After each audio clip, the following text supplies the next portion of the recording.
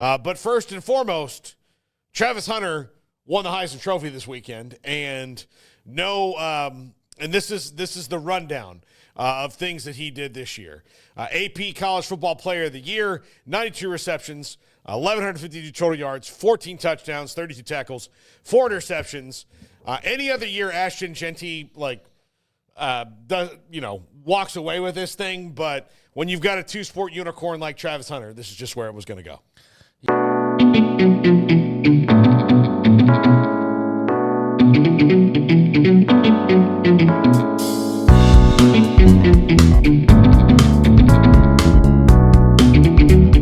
Yeah, I mean, first of all, congratulations to Travis Hunter.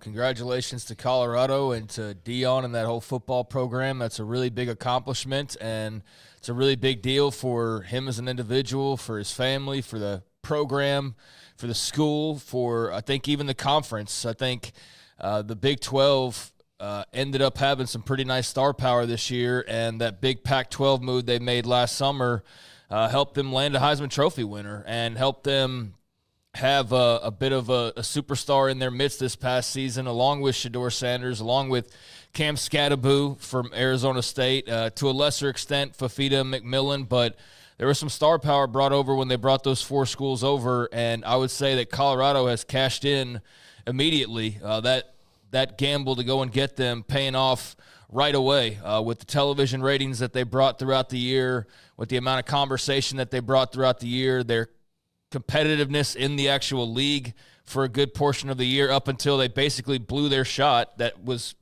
in their grasp. They blew it there at the end with the loss to Kansas. But beyond that, they did everything that they could do as a program, basically outside of just winning more games, to make a big splash. And this was the biggest of the splashes, was bringing home the Best Player in College Football award. So, yeah, big deal there. Very interesting to see the way the votes panned out, and we can get into that. I've got the graphic in front of me of how the votes went out. But it was basically what we thought as far as a two-man race goes. That was the Jeanty versus Travis Hunter showdown, and everybody else was just there for dressing, basically, because it was those two and those two alone. And in the end, Travis Hunter won it by a convincing enough margin, but Jeanty got his number of votes. He got a good deal of respect from across the country as well. I thought both were very deserving. If Ashton Jeanty had won it, I wouldn't have had a problem with that.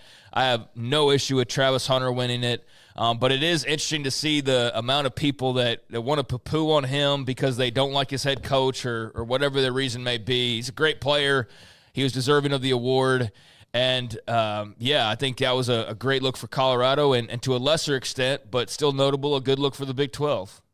Yeah, no, I think it. I think it's great for the Big 12. I think this Heisman Trophy ceremony in general was great for every conference that was, not the SEC. And look, it's not a knock on the SEC, but to get some other publicity, out there for some of these teams, especially when it comes to Boise State and Colorado.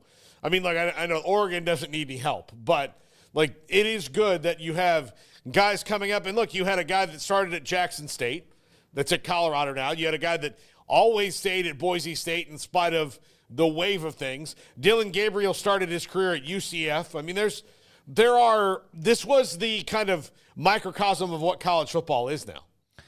Yeah, it is. And I do think we've got to be careful that we don't automatically bring up the SEC with every single little thing that happens in college football and compare it to them, or if they're not involved, point out that they're not involved, or, all of that. But I do think if you are somebody who gets tired of that, then this was a great award ceremony because there was no representation, basically. It was everybody else in the country being represented to the extent that they didn't have a single player in the top 10.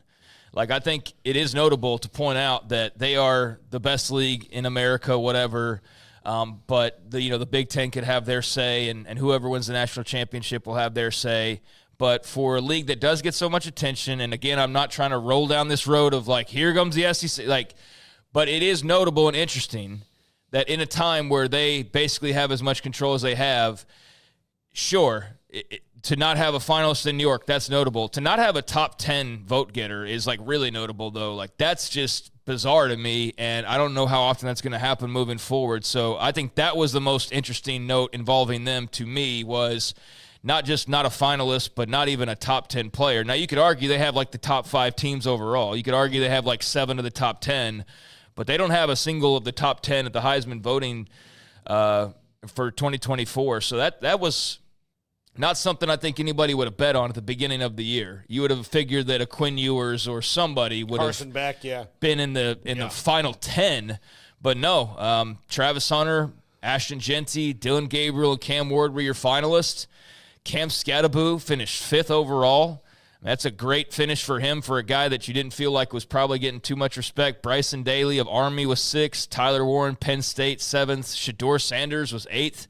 Curtis Rourke of Indiana was 9th, and Kyle McCord of Syracuse was 10th. So those are your top 10, and pretty nice to see, again, going back to the Big 12, not only the winner, but you got Cam Scattaboo there and Shador Sanders. So, again, those Pac schools paying off immensely in terms of star power here in their first year. And in the case of Arizona State and Colorado to a lesser extent, providing you with a lot of ammunition winning-wise, and in Colorado's case, TV ratings-wise. So, yeah, those two brought a good deal of oomph to the league this year, and I don't know that we'll ever see another Heisman ceremony where there's not a top 10 selection out of the best league in America. That's just kind of shocking, but I guess the argument can be made, it's just better teams. It's not about the individuals or whatever, but still, they're going to have a bulk of the NFL draft picks, and that's just kind of odd that's how it worked out this year. I do also think it shows the shift in how talent is dispersed. Sure, it can, yeah. I mean, and